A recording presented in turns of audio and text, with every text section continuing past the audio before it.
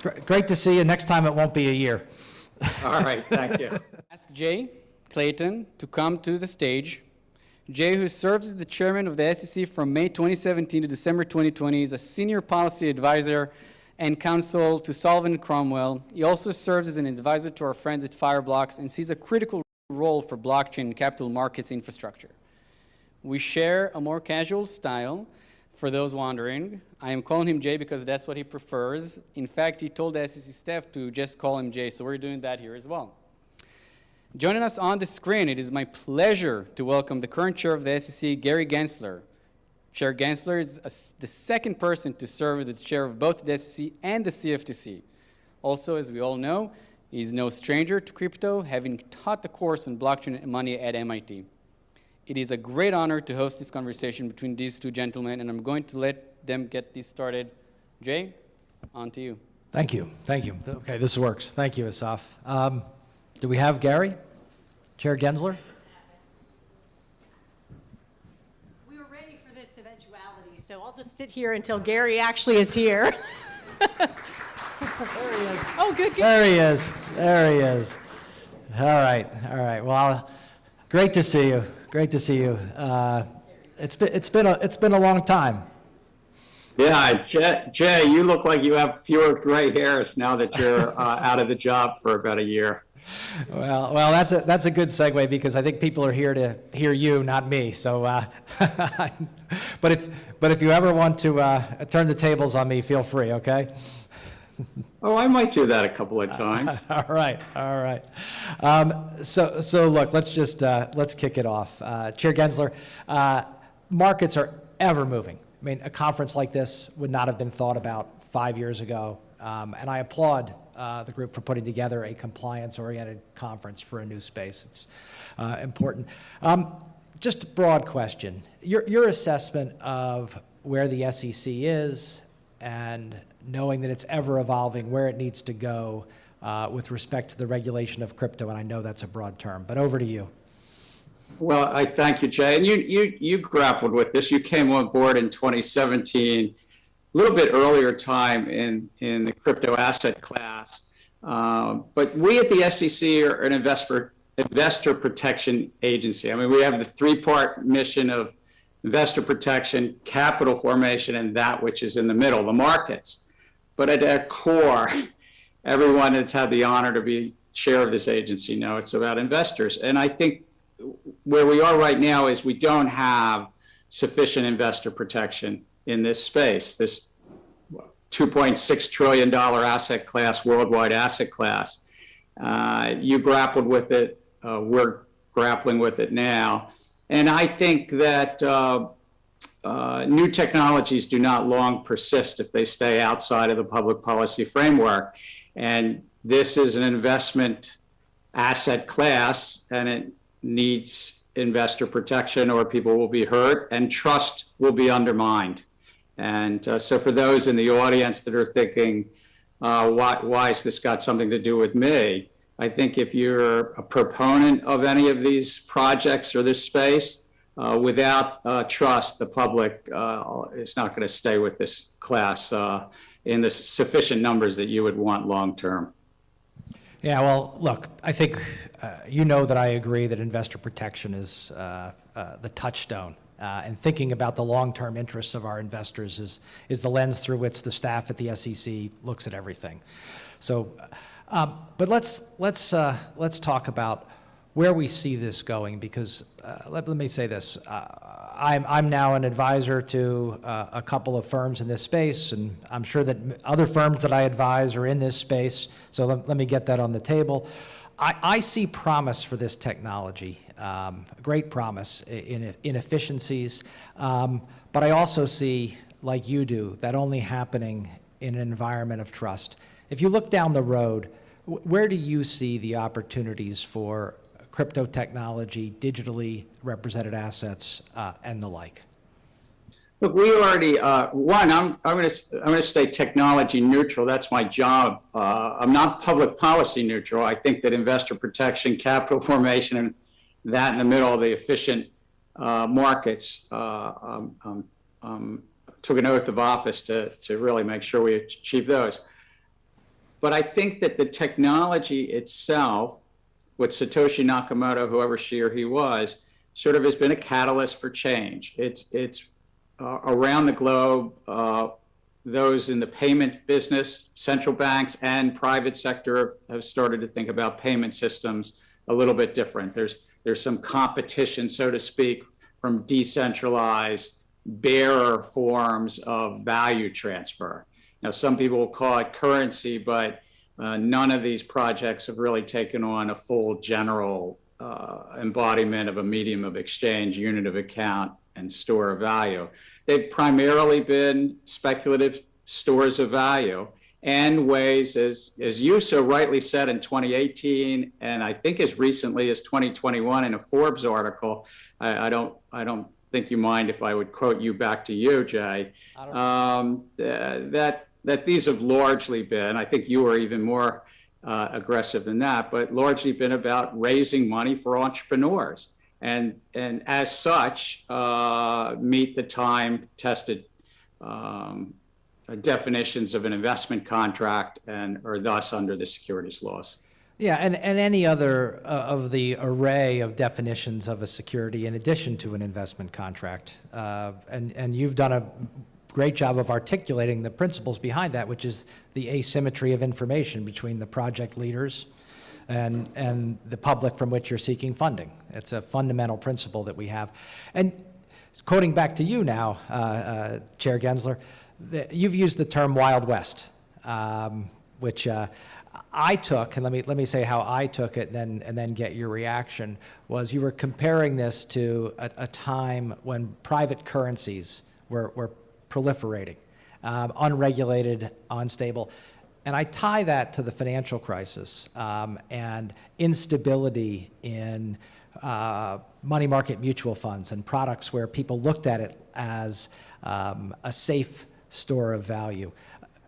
Is that the right perspective to interpret your comments? Well, my wife was an artist, and she always said that let others interpret what you say or what you do. But so that would be one interpretation. We did have a period in the 19th century in the US with multiple forms of tradable value paper, currency, if you wish. It was banknotes. It was the wildcat banking era after Andrew Jackson had his little fight with the second bank of the US. But I would say it's more than that.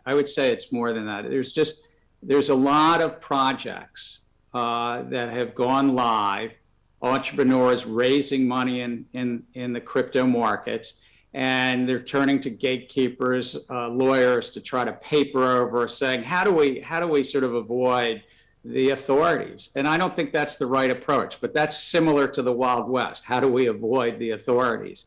And I think so there's an analogy there as well. And I speak to the gatekeepers a little bit, the lawyers, the accountants, the advisors, and say, think about the spirit of our laws and think about how we protect the public against fraud and manipulation. And that's why Congress painted with a broad brush. There's over 30 definitions, 30 pieces of the definition of security. And Clayton was right, it's not just investment contract. There are many other pieces of it.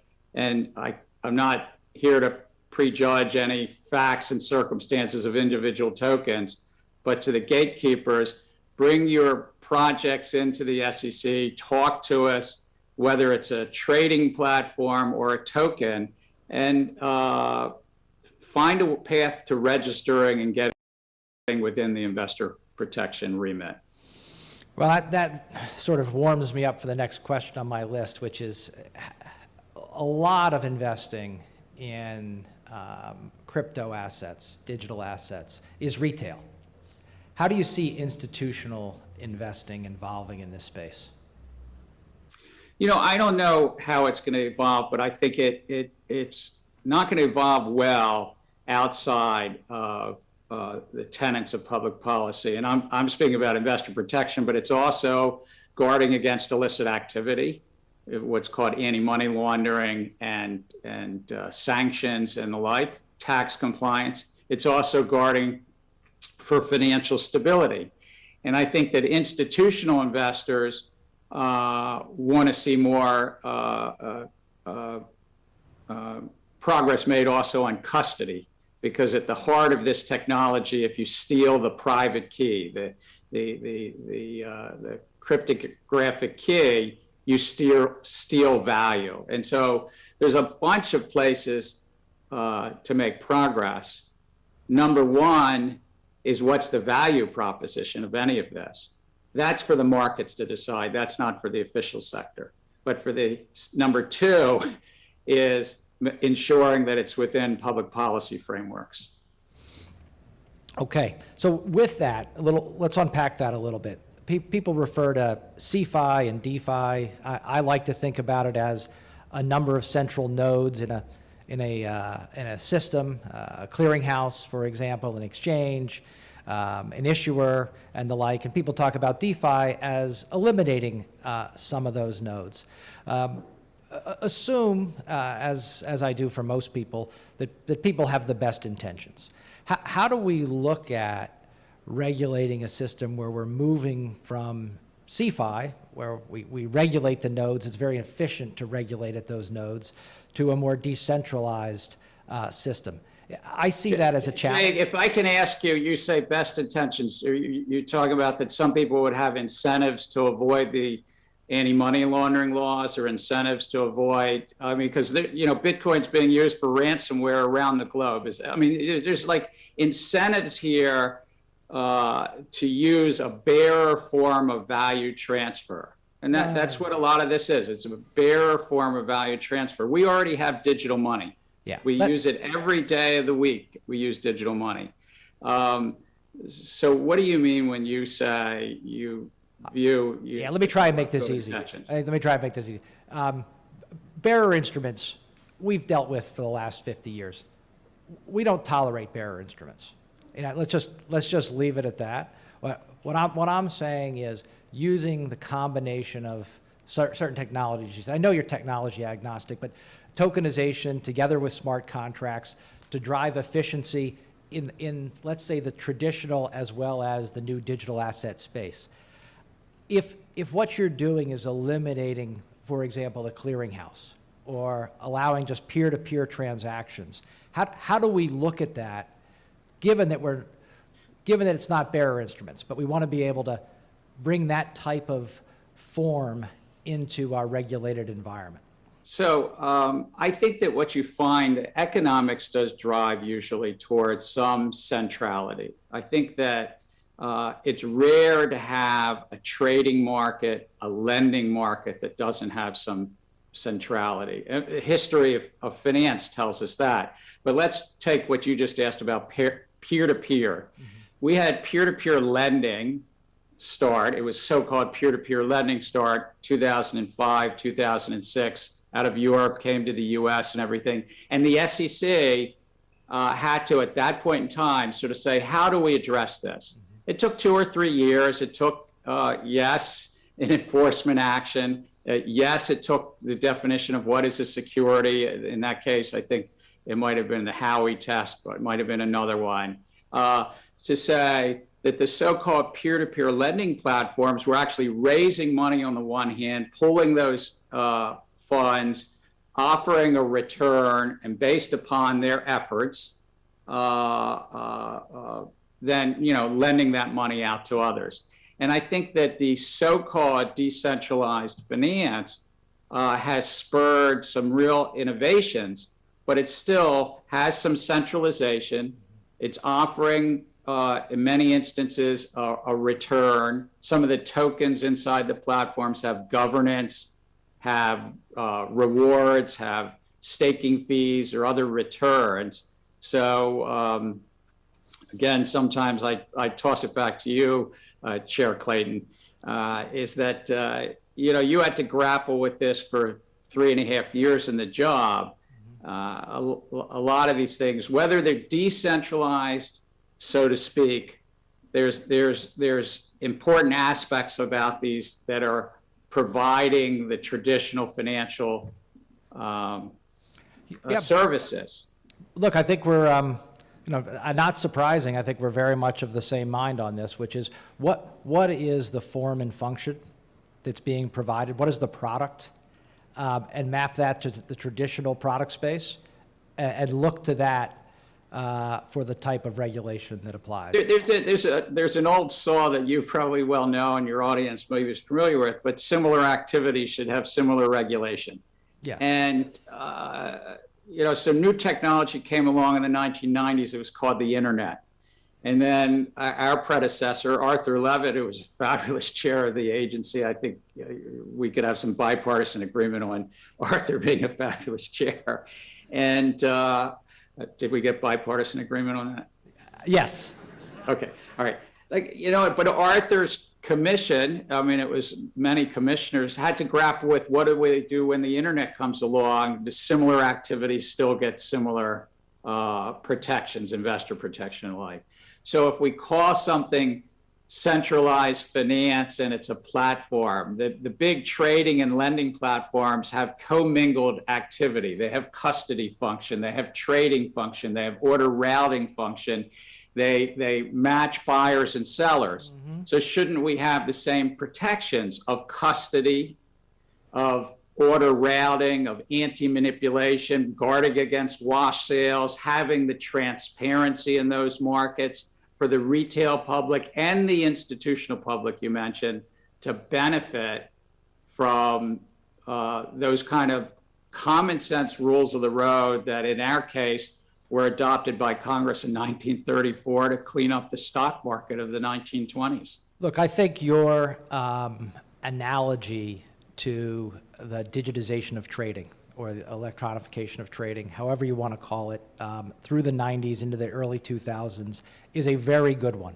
Because I think the message that Chair Levitt brought to the space was prove that the regulatory functionality is at least as good as the old method, and then feel free to capture the returns that come from innovation and better technology. But start with the baseline that you have to do the regulated side of this at least as well. Right. And so what we're saying at the staff level, what I'm saying as a chair is to the platforms. And I think I just want to make a note that platforms, whether they're trading platforms or lending platforms, whether they call themselves traditional or centralized, or they call themselves decentralized, these platforms, these nodes, as you said, are really an important place for public policy and investor protection. And so what we're saying is come in, work with us. If you think there's some reason that you can't quite register as a full exchange, like, are you across the street from the stock exchange there? I'm looking out that window. It looks like Grand Central Terminal, but... Grand Central, okay, you're not downtown. It's a different kind of exchange. Different type of exchange. But if then work with us. If the transfer agent rules or like don't quite work, but you've got order routing. You've got to think through the anti-manipulation and how we guard against manipulation in these markets. You've got transparency both pre-trade and post-trade. These are hybrids. Does it make sense that they're hybrids, or would it make better sense to sort of disaggregate and pull the custody piece out of the exchange piece? And so work with us and sort through. Again, where appropriate, we're going to use the enforcement tool. It's something that I think that while you were chair was used 5 or 6 dozen times, where you thought the facts in the law were appropriate. And we're going to continue that as well. But I think a better path for these platforms, these exchanges and lending platforms, is to work to get registered within the law. Yep. So let's turn to ETFs, if you don't mind, and limit this to Bitcoin ETFs. And I understand all the constraints that you're under on this, but the Commission has approved a futures-based Bitcoin ETF. And there's discussion about a spot ETF. And for a period of time, probably continuing, the concern about surveillance, and a lot of this conference is around surveillance in the spot market was at the forefront of people's minds at the SEC. maybe just comment on that. Do I have the characterization correct about where we stand and where we may be going here?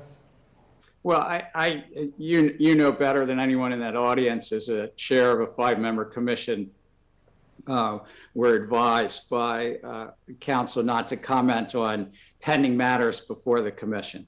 No, and I'm not asking you to do that. Yeah, no, but I just wanted to say that, and you appreciate that. But I think it goes back to the conversation we were just having in the last 5-10 minutes, that this is a market, worldwide market.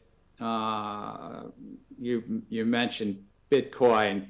That's 40 or 50% of the outstanding market value of this $2.5 trillion market. But the trading around the globe is not inside the U.S. regulatory registered. Our sibling agency, the Commodity Futures Trading Commission, has some anti-fraud authorities, but on Bitcoin, as you just mentioned. But these platforms need to come in, get registered, come within the investor protection remit, ensure for the appropriate anti-manipulation, assure for the appropriate transparencies, deal with the custody issues and the like. I mean, they know what the list is.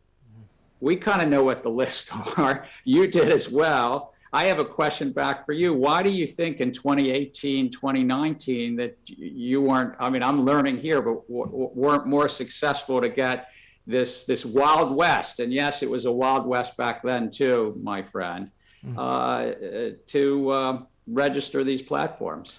Well, let's look at just a couple characteristics. Traditional trading has usually gravitated toward a single venue, and we don't see as much of that in what I would say is the digital asset space.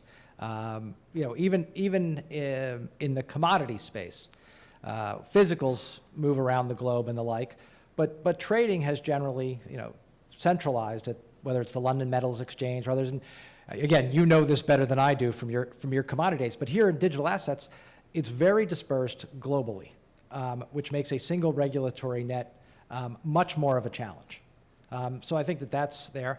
And frankly, I think in this marketplace, there were a lot of people who, and I'm just going to say this, thought they could throw a fastball by the regulators and decided that they were going to take their chances of pushing the regulatory envelope with the hope that regulation would come in that direction rather than stay pinned to its traditional, what I would say is fundamentals. But that's, I'm no longer in the seat, but that was my perspective when I was sitting there.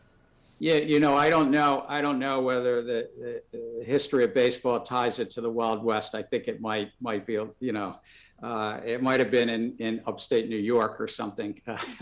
But I get the analogy in what you're saying. I do think, though, what you find over the history of finance, and we're seeing it in this field as well, you see certain venues taking leading market shares. Just as the New York Stock Exchange competed with the Philadelphia Stock Exchange in Boston and so forth during the 19th and early 20th century, and then it coalesced more and more and more around the New York Stock Exchange over time. Well, digitization has driven centralization, which is a fascinating part of now we have digitization, in some ways, what I would say is disaggregating, but at its initial inception, the inefficiencies drove centralization in some of these. Right. But just as we saw with the internet, early days of the internet, you saw loads of competition in the 1990s, and then we've seen highly concentration take on after that. And this is just the effect of the economics of networks. Mm-hmm. And that when you can bring two sides of a market together, whether it's related to online retail, that you can bring two sides of the market together, or in this online trading of crypto assets. And if I could say, you use the word digital assets, we already have digital assets. The US dollar, the euro, the yen, and most of the 7,000 public companies are digital, meaning you buy and sell stock and it's digital. You buy and sell bonds, treasury. You can't, there's no physical treasury debt any longer. So I tend to call these crypto assets. I'm happy to go with your terminology. I'm happy to go with your terminology. So, but let's talk about that and those prior evolutions. And part of this conference here today is about surveillance, about bringing market integrity with the concept that without those things, you're not going to have a market that holds up and flourishes. It won't. We're going to have, and I've said this, but we're going to have a spill in aisle 3, and then the public's going to say, where was the official sector? And the spill in aisle 3 might be a financial stability event because the lending in this space is growing. It's hard to get good facts and figures, but it's probably at least $200 billion in size. The spill in aisle 3 might come around stable coins, so-called stable coins. It's about $140 billion of these coins right now. Let me interrupt. And the spill in aisle 3 might just come from a lot of the investing public getting hurt, either by fraudsters or by good faith actors who are promoting and raising money, and the investing public didn't, in hindsight, get enough information. At the core of our bargain in the securities markets is investors get to decide what risks they want to take, but the people raising the money, the issuers, should share full and fair disclosure. Yes, that asymmetry that we talked about is really one of the fundamental things driving the registration requirements and the reporting requirements of the Exchange Act and the Securities Act, right? It's trying to level the information playing field. And what I'm trying to say is I'm not a minimalist here. I spent 3.5 years of my professional life honored to be up at a small school in Cambridge called the Massachusetts Institute of Technology, and I was honored sort of to learn and then teach and do research at the intersection of finance and technology, both in the AI space and in this space about crypto assets. And I think that it has, as your earlier question, it's driven innovation outside of crypto as well. Satoshi's innovation was about money and ledgers, but beyond solving a riddle that had persisted called the Byzantine generals issue, I think it's also led to innovations that platforms now, trading platforms, could be open 24 hours a day, 7 days a week, and have tens of millions of customers with open application program interfaces, APIs to them. We didn't really have that with the Frankfurt, London, Tokyo, or New York stock exchanges. That's different. That's an innovation itself. The innovations around DeFi could be real, but they won't persist if they stay outside of the public policy frameworks. And those innovations you just mentioned are what I was talking about when I was saying digitization or tokenization, moving from electronic entries to those types of innovations that provide for real-time, both pre and post-trade. And let me just, I was going to interrupt and say a compliment to you and your colleagues on continuing to provide guidance with respect to stablecoins. And if stablecoins are going to provide that kind of functionality, not a stablecoin that is really a money market mutual fund, but a stablecoin that is providing functionality as a stable store of value. How is that going to go forward? I think that you are getting together with the Presidential Working Group and continuing to try and provide guidance in that area. Look, we are working with our colleagues at Treasury and the banking agencies and the Federal Reserve and the CFTC, and maybe hopefully with Congress as well. I think that to date, this roughly $140 billion has largely been used inside the platforms. They've been the sort of poker chip at the casinos. And why I say that is because they were initially brought forward 2013, 2014 to make the trading platforms more efficient. You could do something 24 hours a day, 7 days a week, moving value within the platforms with a crypto token versus another crypto token. And that made it more efficient within that ecosystem, within that. But it also allowed people around the globe, the people that tried to avert anti-money laundering and tax compliance in jurisdiction after jurisdiction. And so today, these stable coins are about 80%, let me repeat it, 80% of the trading in the crypto markets, probably even more of the lending is lending of a stable coin versus, Bitcoin or something. And that's the nature of what we have. And so I think that we should recognize that. And again, the platforms come in and get registered, work with us, see what we need to do to, fit some rules that were written in a bricks and mortar era, how we adjust them, but bring it in. And on stable coins, I think that, as we said in this joint report with other agencies, it's really important, I think, as a principle, that they're backed one-to-one, that they really have the backing, that's fully transparent to the various appropriate regulators. If it's like a bank account, then of course, other regulators take leadership. And thirdly, that it's inside the, I'll call it the anti-money laundering and tax compliance perimeter, but backed one-to-one, fully reserved inside the public policy perimeter.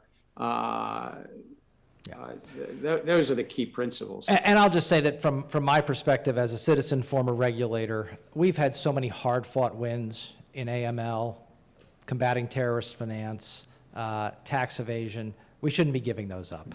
That's just fundamental. And those wins, have contributed to where our markets stand today. You mentioned I don't think it's all that surprising. The economist in me says this. We layered over our digital money system about 40 years ago, anti-money laundering and various sanctions regimes around the globe. And we layered that over a digital currency system called our banking system. So about 28 years later or so, in 2008, Satoshi Nakamoto writes this paper, in part, as a sort of reaction or whatever, an off-the-grid type of approach. It's not surprising that there is some competition that you and I don't support, but it's an economist, there's some competition that's trying to undermine that worldwide consensus on anti-money laundering. Yeah, the creation of new, what's often referred to as the illicit or black market, the creation of new markets of that type is as old as regulated markets. Correct. Yeah. Well, you mentioned your regulatory colleagues. Let me just end here with the cooperation across this space that is necessary, because it's not just securities laws, it's commodities laws, it's banking laws, it's financial stability. How do you see the cooperation evolving with the CFTC, et cetera? It's good. I mean, Chair Benham, Russ, and I talk on this regularly. The staffs talk regularly. We also do with Chair Powell and his team, with Secretary Yellen, with Acting Controller too, with Yelena McWilliams. So we're all kind of we have a little bit different remits and different missions, but particularly between the CFTC and the SEC, the two market regulators, we're working together in part because, to the extent that some tokens are commodities and don't meet the time-tested, broad remit of a security, how do we deal with that? There might be, in essence, some silver trading on the New York Stock Exchange, or gold trading on the New York Stock Exchange, along with the thousands of other things that trade on the New York Stock Exchange. So we're working together to sort through that. But not right now. The public is not protected as it could be, and as I believe it ought to be in this space. And I think for those of you in the audience that are thinking about the longer term future of this asset class and these projects, because it's not just the asset class, it's the projects, it's the technology. If you're thinking about that, just sort of look at the history. Technologies don't long persist outside of public policy norms. People get hurt, trust is diminished. It's far better to bring it inside the policy frameworks. And that's what we're going to try to do at the SEC, and continue to work with platforms as they come in, and where we think that they've crossed the line, we'll bring the appropriate enforcement actions. Yeah. Let me. We have just a few minutes left, and I know you're up against your time limit. Let me say a couple things. If there's any final comments that you'd like to make, I think you made it at the beginning. I think it should be emphasized that in our securities law regulatory area, we very much have relied on the professionals to help startups and new companies ensure that they stay within the bounds, and I think you emphasized that. I tried to emphasize that. But Chair Gensler, any final comments or questions for me or the like as we wrap up here? No, I mean, look, it's a tremendous privilege to be in a job like this. I mean, from number 33 to number 32, and it's just in this space. I mean, you grappled with it. You took it over the office during the middle of 2017. The whole asset class was probably, if I had to guess, worth about $100 billion, but it could have been 50 to 100 billion at that point in time. And you saw that bull market run to nearly $1 trillion right at the end of 17. So your first 6 months in the job. And I guess my question back, what do you wish you had done differently? I mean, during that period of time. Well, look, I applaud the staff that you now have, because you saw that, and we got the Dow report out fairly quickly, letting people know, look, just because you call this a token doesn't mean it's not a security. And, let's put it this way. One thing that we haven't talked at all about, Chair Gensler, is there are trillions of dollars raised in the private markets every year in compliance with the securities laws. You can do a private offering in compliance with the securities Absolutely. laws. And there are trillions of dollars raised in the public markets every year, and you can do an offering compliant with the public aspects of our securities laws. I was surprised that so many people wanted the private markets regulation with the public markets offering and trading, after having established for 75 years that that's not what we're going to do.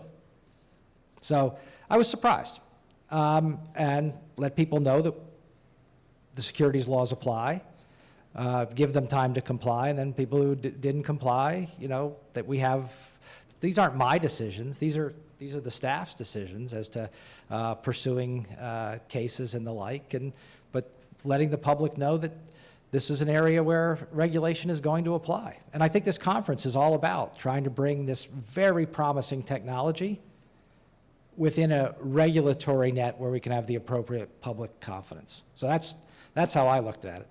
Yeah, and I'd close on this because it's a conference on surveillance, back to the lawyers, the accountants, the advisors, consultants, the technologists even. You operate in a space that's innovation is happening and the like, but you have clients, and you feel compelled to give your clients your best advice. But I also think I ask you to think about the public interest as well, that you're gatekeepers. And if they're stepping over the line, bring them back over, or have them talk to the CFTC or us or the banking regulators, depending upon what they're trying to do, to talk to us and to do it within the frameworks and within the law. That gatekeeper function is real. You might not feel it on a daily basis, but I leave you with that thought, because the investing public's going to benefit if your projects and your clients are doing stuff on the right side of investor protection and consumer protection and guarding against illicit activity and the like. So, Well, Chair thank you, Gensler- Jay, by the way. Pardon me, I'm sorry? I said thank you, Jay. Oh, thank you, thank you. Everybody, can we thank Chair Gensler for his time?